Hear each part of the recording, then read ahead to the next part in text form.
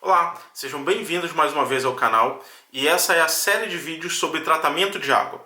E hoje é um tema extremamente polêmico sobre que tipo de tratamento adotar para uma caldeira de baixa pressão. Um tratamento precipitante à base de fosfatos ou um tratamento disperso solubilizante.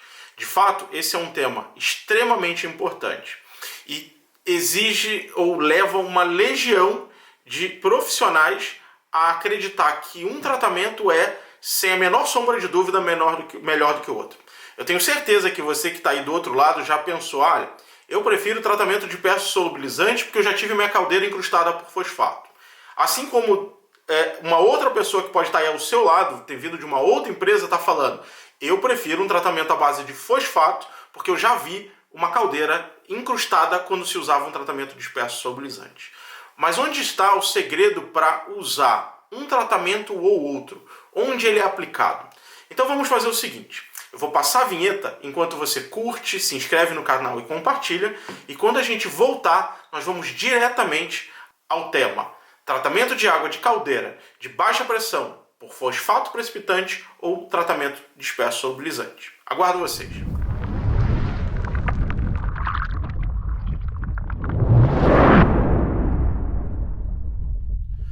Você já percebeu ou já teve uma caldeira incrustada? E qual o programa de tratamento que você utilizava quando essa caldeira incrustou? Era um tratamento à base de fosfato precipitante? Era um tratamento à base de dispolímeros, ou seja, tratamento disperso solubilizante? Muitas pessoas me perguntam qual é o melhor programa de tratamento para uma caldeira de baixa pressão. E normalmente eu respondo essa pergunta fazendo uma série de outras novas perguntas. Como, por exemplo, qual é a qualidade da sua água? É uma água desmineralizada, abrandada, ou água somente clarificada, ou bruta ainda? Você tem muito condensado? Pouco condensado? Como é que é o regime operacional da sua caldeira? Você trabalha com ela 24 horas por dia ou faz em algumas paradas? Ou ainda, sua caldeira funciona oscilando muito a carga, ou seja, ela está produzindo pouco vapor e de repente faz picos de produção de vapor para cumprir demandas específicas de um processo? E por que eu faço esse monte de pergunta? Esse monte de pergunta ajuda a direcionar qual é o tipo de tratamento que vai ser feito por uma caldeira de baixa pressão. Eu já adianto que não dá para dizer que um tratamento é melhor ou pior do que o outro. Dá para dizer que um programa de tratamento ele é mais adequado ou menos adequado de acordo com a qualidade de água e também com o regime de operação dessa caldeira. É claro, eu vou salientar mais uma vez, a gente está falando de caldeiras de baixa pressão. Esses tratamentos à base de fosfato precipitante não são utilizados em caldeiras de alta pressão, uma vez que você nem admite que pode haver qualquer tipo de precipitação. Mas voltando ao tema, vamos falar um pouquinho do que é cada programa de tratamento. Vamos começar pelo tratamento de fosfato precipitante, que são os mais antigos, mas que são muito utilizados até hoje. O que consiste um programa de tratamento à base de fosfato precipitante? Ele consiste em precipitar dureza, ou seja, íons de cálcio e magnésio, na forma de hidroxiapatita de cálcio e transportá-los para fora da caldeira através da purga. Repare que eu não falei a precipitação como fosfato de cálcio, mas como hidroxiapatita. E por que isso é tão importante? Porque na fórmula do composto hidroxiapatita, que é a famosa lama que vai ser gerada de fosfato, você tem alguns compostos, que é basicamente o cálcio, o fosfato e íons hidroxila. Se existe íons hidroxilas, eles precisam ser fornecidos para que ocorra a formação da hidroxiapatita e aí ela precipite na forma de uma lama que juntamente com um polímero dispersante de lama vai ser carreado para fora da caldeira através da purga. É claro que, dependendo da quantidade de dureza, fazer esse transporte fica muito complexo. Uma coisa é transportar 1, 2, 5 ppm, a depender também do ciclo de concentração, do que transportar 100 ppm.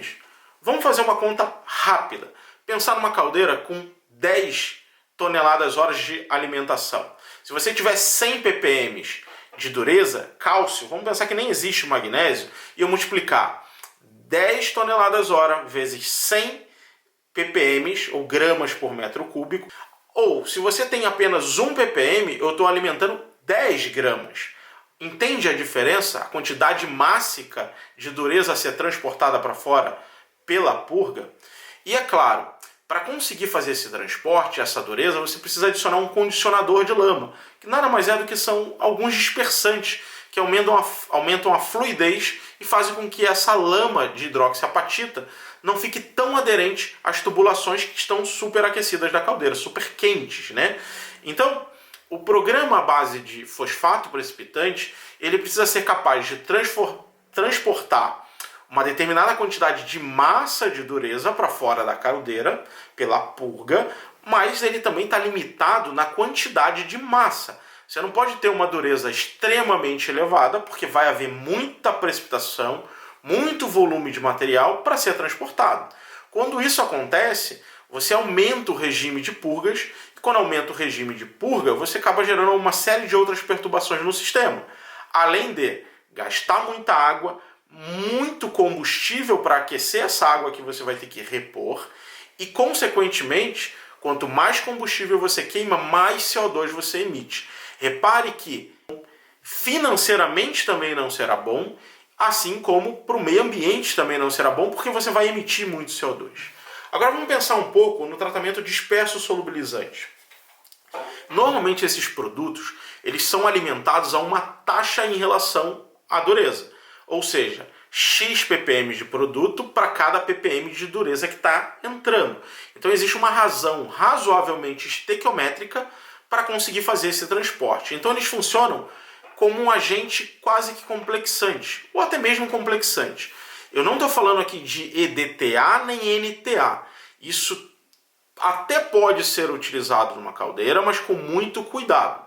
Não é tema desse vídeo. Estou falando de moléculas orgânicas que conseguem, de uma maneira, quelar um pouco dessa dureza e fazer esse transporte para fora da caldeira. Só que dessa vez com um material solúvel ou complexado. Existe uma vantagem sobre isso, que é você conseguir não gerar lamas, ou seja, não gerar sólidos na caldeira. Se você não está aumentando o teor de sólidos em suspensão, a probabilidade que isso se deposite, ela fica muito reduzida. E se ela fica reduzida, a probabilidade de você incrustar e ter perda de eficiência energética na caldeira ela é menor. Por outro lado, por ser uma razão quase estequiométrica, ou seja, por steps, quando você tem um aumento na dureza de alimentação, por exemplo, e você está alimentando isso, você não pode alimentar com tanto excesso esses produtos, sobre o risco dele quelar a tua tubulação, os componentes de aço da sua caldeira, você tem que trabalhar com uma salvaguarda menor. E isso faz com que a oscilação na qualidade de água variando muito, você fique desprotegido e também gerando uma incrustação. Só que nesse caso, não mais a hidroxiapatita sendo depositada. Fosfato de cálcio diretamente na sua caldeira, nos tubos, os tubilões e parede d'água e por aí vai. Então, existem vantagens e desvantagens de se utilizar cada uma dessas tecnologias, e isso é uma função, de novo, da qualidade de água que está entrando e também do seu regime operacional. Se você consegue manter uma qualidade de água bastante estável, com teores de durezas baixos, o tratamento disperso solubilizante passa a ser um tratamento bastante atrativo. O fato de não gerar lama é muito sedutor para o usuário, porque você pode trabalhar com esses compostos ainda num tempo de residência maior na sua caldeira, transportando-os ainda pela purga, no entanto, com um risco baixo de se depositar. E isso significa, se ele não se deposita, não gera isolamento térmico, e se não gera isolamento térmico, você consegue ter uma eficiência melhor na tua caldeira de troca, ou seja, menor quantidade de combustível sendo consumida para gerar vapor. Agora, se você tem uma quantidade de dureza um pouco maior, o tratamento disperso solubilizante já talvez não seja mais recomendado. Um tratamento à base de fosfato precipitante talvez seja realmente uma boa saída. Lembrando, não é qualquer quantidade de dureza. No meu treinamento eu falo bastante sobre isso e eu dou alguns ranges que a gente pode utilizar para te ajudar a escolher de um lado ou para o outro, ir para o disperso solubilizante ou para o precipitante. Mas aqui a gente está falando um pouco mais na questão conceitual. O que eu posso dizer é que massas muito grandes ou concentrações muito elevadas de dureza tendem a ter problema. No entanto, é admitido teores ou concentrações de durezas maiores do que no tratamento disperso solubilizante. O ponto importante que eu gostaria que você saísse daqui depois de assistir esse vídeo é que não existe uma fórmula mágica que vai te dizer isso aqui é uma verdade absoluta, esse aqui é melhor ou aquele é pior. Não, eu diria que isso é situacional. Você precisa entender as condições de qualidade de água, as condições da variação da qualidade de água na sua planta e também o teu regime operacional. Vamos imaginar agora, a gente já falou um pouquinho sobre a questão da qualidade da água. Vamos pensar em como é que essa caldeira opera. Existem caldeiras que elas trabalham 10 toneladas de vapor numa condição bastante flat.